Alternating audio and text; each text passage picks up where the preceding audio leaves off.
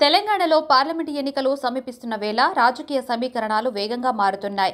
లోక్సభ ఎన్నికల వేళ Congress, BJP, BRS పార్టీల సరికొత్త వ్యూహాలు తెరమీదకు వస్తున్నాయి.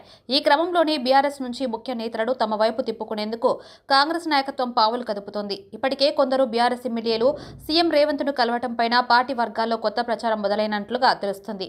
ఈ సమయంలోనే బీఆర్ఎస్కు ముఖ్య నేత పార్టీ వీడి కాంగ్రెస్లో చేరేందుకు సిద్ధమయ్యారని పార్టీ వర్గాల సమాచారం. ఈ క్రమంలోనే బీఆర్ఎస్ నేత స్టేషన్ గన్పూర్ మాజీ ఎమ్మెల్యే తాటికొండ రాజయ్య ఆ పార్టీకి రాజీనామా చేసినట్లు తెలుస్తోంది. తెలంగాణ తొలి ఉప ముఖ్యమంత్రిగా పనిచేసిన రాజయ్య బీఆర్ఎస్ నుంచి స్టేషన్ గన్పూర్ అసెంబ్లీ టికెట్ దక్కకపోవడంతో అప్పటి నుంచి ఆయన అసంతృప్తిగా ఉన్నారని తెలుస్తోంది. ఈ క్రమంలోనే స్టేషన్ గన్పూర్ టికెట్ను తాజా అసెంబ్లీ ఎన్నికల్లో కడియం శ్రీహరికి కట్టబెట్టారు. ఈ క్రమంలోనే ఆయన తన అనుచరులతో చర్చించిన తర్వాత పార్టీకి గుడ్ బై చెప్పడమే బెటర్ అనే నిర్ణయానికి ఆయన వచ్చినట్లుగా తెలుస్తోంది. దీంతో పార్టీలో కొందరు సభ్యులు రాజయ్య కాంగ్రెస్లోకి చేరేందుకు సిద్ధమయ్యారని అంటున్నారు. అయితే ఇందుకు ముహూర్తం సైతం ఖరారు చేసుకున్నట్లు సమాచారం. పార్టీ అధ్యక్షుడు కేసీఆర్ కు తన రాజీనామా లేఖ పంపినట్లుగా సమాచారం. రాజయ్య ఇప్పటికే మంత్రి పొంగులేటి శ్రీనివాసరెడ్డితో చర్చలు జరిపి సీఎం రేవంత్ రెడ్డి సమక్షంలో ఆయన కాంగ్రెస్ లోకి చేరే అవకాశాలు కనిపిస్తున్నాయి. ఇక వచ్చే పార్లమెంటు ఎన్నికల్లో వరంగల్ నుంచి బీఆర్ఎస్ అభ్యర్థిగా కడియం శ్రీహరి కుటుంబ సభ్యులకు ఛాన్స్ దక్కుతుందని పార్టీ వర్గాల్లో జోరుగా ప్రచారం కొనసాగుతోంది. అయితే రాజయ్య మాత్రం ఎంపీగా పోటీ చేయాలని భావిస్తున్నట్లు తెలుస్తుంది. అయితే ఎమ్మెల్యే సీటు నిరాకరించి ఇప్పుడు ఎంపీ సీటు ఇవ్వరని తేలటంతోనే ఆయన పార్టీ మారాలని నిర్ణయించినట్లు చెబుతున్నారు కొందరు కార్యకర్తలు. రాజయ్య గతంలో కాంగ్రెస్ లో పనిచేసిన నేత కావడంతో ఢిల్లీలోని ముఖ్య నేతలతో చర్చించినట్లు సమాచారం. దీంతో పార్లమెంటు ఎన్నికలకు సిద్ధమవుతున్న వేళ రాజయ్య రాజీనామాతో వరంగల్లో రాజకీయ సమీకరణాలు మారనున్నట్లు తెలుస్తుంది. ప్రజల అభిప్రాయం చూసినప్పుడు చాలా బాధగా ఉంది.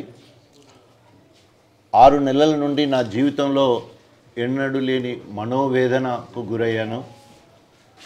పార్టీకి వీర విధేయుడుగా బీఆర్ఎస్ పార్టీకి కేసీఆర్ నాయకత్వాన్ని బలపరిచి వీర విధేయుడుగా పనిచేస్తే నిరాధరణ అడుగడుగున ఎదురుపడ్డది.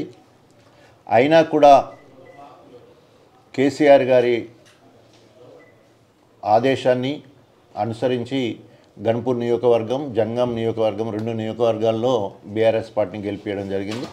నా శ్రేణులు సుశిక్షులైన సైనికులు లెక్క గన్పూర్ గెలిపిస్తే నేను ఇన్ఛార్జిగా ఉండి జంగం కూడా గెలిపించడం జరిగింది.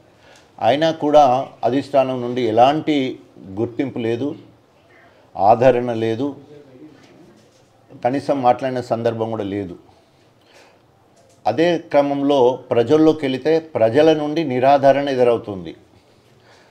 ప్రజలందరూ కూడా మరి బీఆర్ఎస్ పార్టీ విధానాలు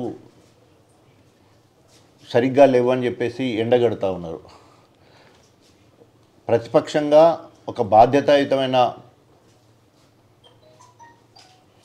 విధానాలతో ముందుకు పోవాలి, ప్రజా సమస్యల మీద పోరాడేది పోయి అప్రజాస్వామికంగా అధికారంలోకి ఎట్లొద్దామని చెప్పేసి ప్లాన్లు వేస్తూ ఉన్నారు. స్వయంగా రాష్ట్ర నాయకత్వము 6 నెలల్లో కేసీఆర్ గారు ముఖ్యమంత్రి అంటున్నాడు. స్థానిక నాయకులు మనం 39 ఉన్నాం, 7 ఎంఐఎం, 8 బీజేపీ ఉన్నారు. ఇక మనకెంత లెక్క ఏళ్ళ మిన్నే ఉన్నది మనకి గెలుపు అన్నట్టు మాట్లాడుతున్నారు.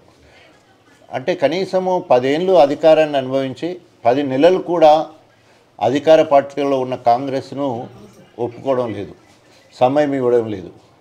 సో ఇదన్నీ కూడా ఒకే డయాస్ మీద ఉండి పంచుకోవడం చాలా కష్టంగా ఉన్నది. ఎందుకంటే ఒక మేధావిగా, ఒక డాక్టర్గా, సామాజిక స్పృహ ఉన్న నాకు అది అస్సలకే గిట్టడం లేదు. అదే స్థాయిలో గ్రామాలకు వెళ్ళినప్పుడు ప్రజల నుండి కూడా వ్యతిరేకత బాగా ఉన్నది. మీరు ఏదో ఒక నిర్ణయం తీసుకోవాలి అని చెప్పేసి ఇప్పటికే అనేక రకాలుగా మీకు అవమానం జరిగింది. మేమందరం కూడా కాంగ్రెస్ పార్టీకి రాజీనామా చేసి తెలంగాణ జెండా పట్టుకొని తెలంగాణ ఉద్యమంలో భాగస్వామైనప్పుడు మావాడిగా గర్వపడ్డాం. ఉప ముఖ్యమంత్రిగా అవమానించినప్పుడు, ఉప ముఖ్యమంత్రి తీసేసినప్పుడు, మాదిగల ఆత్మగౌరవం దెబ్బతిన్నప్పుడు మిమ్మల్ని మొదటిసారి హెచ్చరించడం కూడా, అదేవిధంగా ఎమ్మెల్యే కూడా తీసేసినప్పుడు, ఎమ్మెల్యే టికెట్ ఇవ్వకుండా చూసినప్పుడు మరి కృష్ణ మాదిగ లాంటి వాళ్ళు కూడా, అనేక దళిత సంఘాలు కూడా మరి మాదిగ అస్తిత్వం పోతూ ఉంది, ఆత్మగౌరవం దెబ్బతింటా ఉందని చెప్పేసి అనేక మంది మరి నా మీద తీవ్ర ఒత్తిడి తీసుకొచ్చి రాజీనామా చేయాలని అప్పుడే చాలా ఒత్తిడి తీసుకురావడం జరిగింది. కానీ ఒక పార్టీని నమ్ముకొని ఉన్నాం. తెలంగాణ రాష్ట్ర అభివృద్ధి ముఖ్యమనే ఉద్దేశంతో ఆనాడు మరి నిర్ణయం తీసుకోలేకపోయినా, మరి పార్టీ ఏమైనా సర్దుకుంటుందంటే సర్దుకోకపోవడం తప్ప ఇంకా నొప్పుల మీద ఉప్పులాగా ఉప్పేస్తే ఎట్లయితే ఎగిరెగిరి పడతారో అట్లా ఎగిరినట్టు మనకు కనిపిస్తూ ఉన్నది. అప్రజాస్వామికంగా అధికారంలోకి రావాలని చూస్తూ ఉన్నది, ప్రభుత్వాన్ని అస్థిరపరచాలని చూస్తూ ఉన్నది.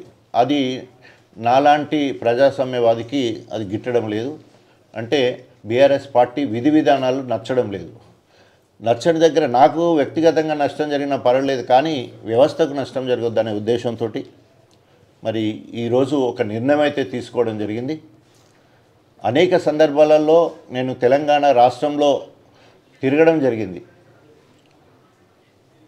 మాదిగ దండోరాలో మరి 94 నుండి 97 వరకు 98 వరకు ఎంఆర్పిఎస్ తెలంగాణ కన్వీనర్గా తెలంగాణ మొత్తం తిరిగిన. కాంగ్రెస్ ఫోరం ఫర్ తెలంగాణ ఎమ్మెల్యేలు అందరం 2009 నుండి 12 వరకు 11 వరకు మొత్తం యావత్ తెలంగాణ కూడా తిరిగినాం బస్సు యాత్రల పేరు మీద. తర్వాత ఢిల్లీ యాత్ర కూడా పెట్టుకున్నాం. తర్వాత తెలంగాణ ఉద్యమంలో మొత్తము కేసీఆర్ని పట్టుకొని తెలంగాణ మొత్తం తిరిగిన, ఉప ముఖ్యమంత్రి కూడా తిరిగిన. అయితే తెలంగాణ మొత్తంలో ప్రజాస్వామ్యవాదులు కానీ, బహుజన నాయకులు కానీ, ప్రత్యేకంగా మాదిగ నాయకులందరూ కూడా నన్ను హెచ్చరిస్తూ ఉన్నారు, మీరు నిర్ణయం తీసుకోకపోతే మాదిగలందరూ నేను క్షమించరు అని చెప్పేసి. మీ అందరి పక్షాన మాదిగలందరికీ నేను క్షమాపణ చెప్పుకుంటున్నా. తప్పకుండా రేపు రాబోయే రోజుల్లో మీ నిర్ణయం కట్టుబడి ప్రజా జీవితంలో ఉంటాను. మాదిగ అస్తిత్వం కోసం, మాదిగ ఆత్మగౌరవం కోసం ముందు వరుసలో ఉండి పనిచేస్తానని చెప్పేసి తెలియజేసుకుంటూ, రాబోయే 2-3 రోజుల్లో నా అనుచరులతోటి మాట్లాడి, నా అభిమానులతో మాట్లాడి, అదేవిధంగా రాష్ట్ర స్థాయిలో ఉన్న బహుజనులతోటి, తెలంగాణ ఉద్యమకారులతోటి, అభిమానులతో మాట్లాడి మరి నిర్ణయం తీసుకుంటాను. ఆ నిర్ణయం మొత్తం కూడా ప్రజామోదిత నిర్ణయంగా ఉంటుందని చెప్పేసి, వారి కోరిక మేరకే వారు చెప్పిన బాటలో ముందుకెళ్తానని చెప్పేసి తెలియజేసుకుంటా ఉన్నాను. సో రాజీనామా చేస్తే కానీ భవిష్యత్ ప్రణాళిక కానీ 2-3 రోజుల్లో ప్రకటించడం జరుగుతుంది.